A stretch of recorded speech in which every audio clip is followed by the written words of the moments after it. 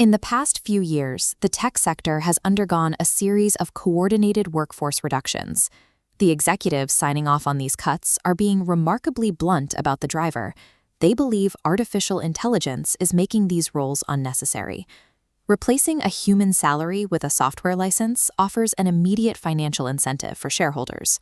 By substituting labor for AI, firms capture a larger share of the value created, while workers lose their primary source of income. This strategy ignores a structural reality. A company's workforce and the consumer base that buys its products are ultimately the same population. When corporations pay workers, that income flows back to the sector as consumer spending. But aggressive automation severs this flow. If eliminated payrolls outpace new jobs, purchasing power vanishes. The return flow runs dry, creating a demand cliff. You cannot sell products to an algorithm. Corporate leadership can see this looming contraction on the horizon. Yet, despite the transparency of the risk, highly rational executives remain locked in a race toward mutual financial destruction.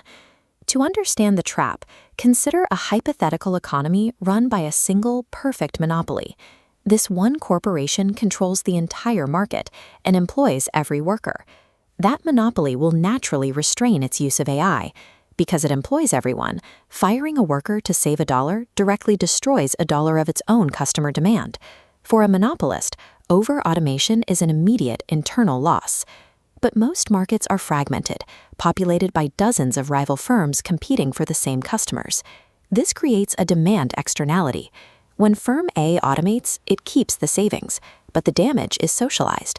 Lost spending distributes among rivals. Firm A suffers only a fraction of the demand loss it created, while competitors bear the rest. Because a company can hoard the benefits of automation while offloading the macroeconomic damage onto others, over-automating becomes a strictly dominant strategy. It is the only way to stay competitive, even if it eventually poisons the well. This produces an automation arms race.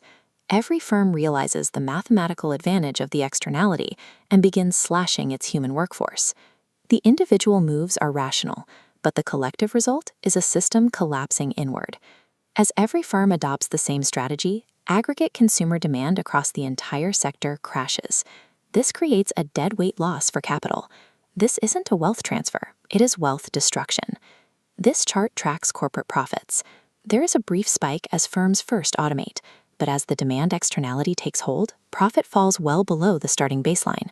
By racing to automate, firms end up with lower profits than if they had collectively restrained.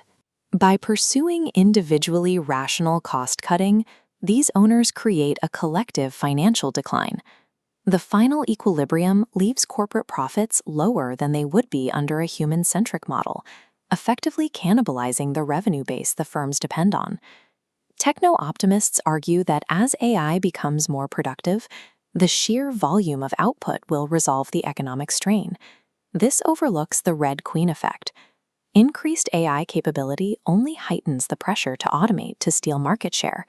Firms are forced to integrate AI faster and faster just to maintain their current position, accelerating the demand destruction.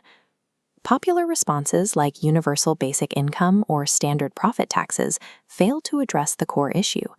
These instruments cushion the impact on households, but they do not alter the per-task game theory. They leave the underlying incentive to replace a human with software completely intact. Breaking this trap requires altering the payoff matrix of the game itself through a targeted regulatory intervention. This is the Pigouvian Automation Tax. It is a levy set to equal the uninternalized demand loss caused by displacing a worker. The tax weight drops onto the scale, bringing the private cost of automation in line with the social cost. This tax forces an automating firm to financially absorb the damage it inflicts on the sector's customer base. By internalizing that cost, the tax destroys the strategic advantage of over-automating and aligns firm behavior with the cooperative optimum. The AI transition highlights a systemic market failure rooted in competitive incentives. Without a regulatory mechanism to adjust the internal math, decentralized automation creates a self-destructive cycle for the very firms implementing it.